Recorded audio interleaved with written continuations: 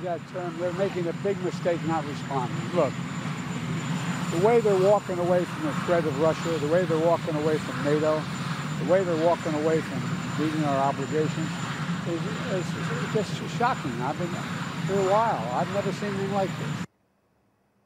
Yeah, okay. Well, let's bring in our panel. Senior fellow at the America First Policy Institute and Newsmax contributor Fleitz. Also Newsmax foreign policy analyst and author of Iran, an Imperialistic Republic and U.S. Policy, Walid Phares. Gentlemen, welcome to you both. Fred, I want to begin with you. Putin stabbing the U.S. in the back, siding with our enemy, China, in an effort to topple the United States. So let's concede that Putin has betrayed America's trust over and over and over again. But many Americans are asking, how will funding the Ukrainians in Putin's war make Americans more safe? And you say?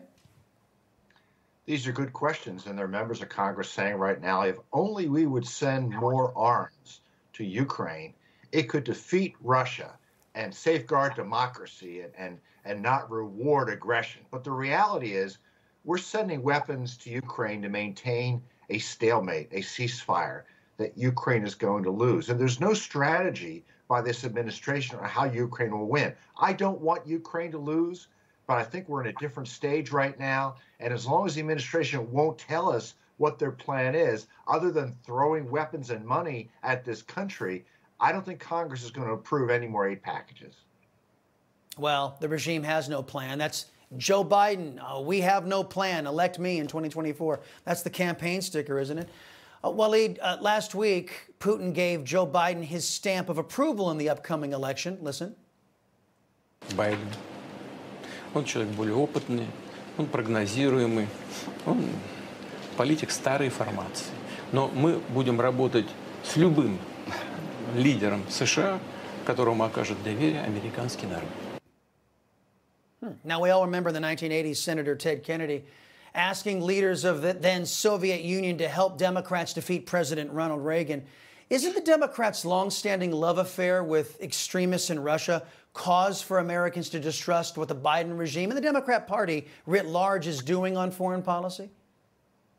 You know, we all remember in 2012 how then President Obama told the Prime Minister of Russia that you have to wait for this election. That's my last election. After that, we can cooperate, if not collaborate. So that tradition is old in the Obama-Biden policy. But when it comes to the choice of the Kremlin, absolutely.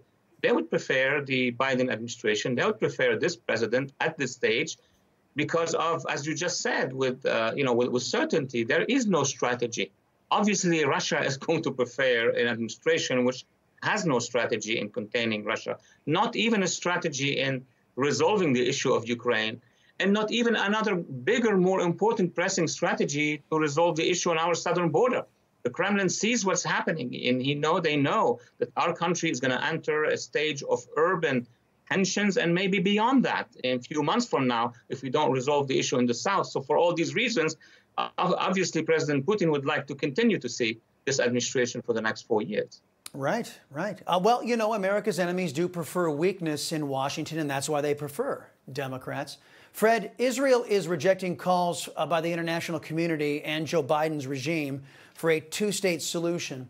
Netanyahu says that imposing a settlement without the parties coming together, negotiating face-to-face, is a recipe for disaster. Given the history in that region, doesn't Bibi have a point here? It doesn't work out so well when the international community imposes solutions, right?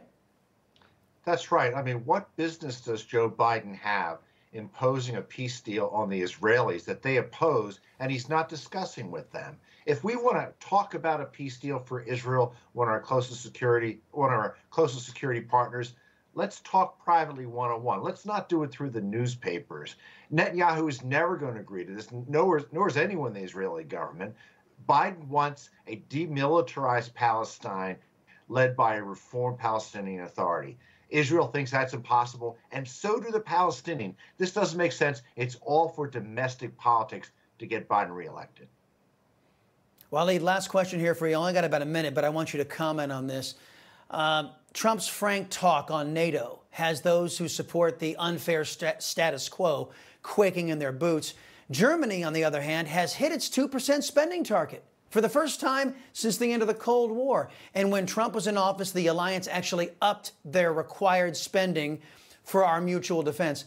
Isn't Trump right? Part of the treaty is spending 2% of GDP on defense. Shouldn't NATO members keep their promises as well as reaping the rewards from the alliance? Absolutely. We had that discussion, I remember, in the campaign in 2016. We even spoke here on behalf of the campaign with German and other European diplomats and ambassadors. And the whole thing is about Europe has to mobilize its own resources. And that applies also to Ukraine today. We are doing the work of the United States and Europe while Europe is not doing enough. And to summarize what you just have stated now, yes, if they meet the requirement, if they change their policy, not just in Europe, but regarding the Middle East, Iran, and else, they would be valuable strategic allies. But they're not doing so at this point in time. Right. And that's exactly what the treaty was constructed to do, to make everybody a valuable contributing member. Fred Fleitz, Walid Phares, thank you very much. Appreciate the time.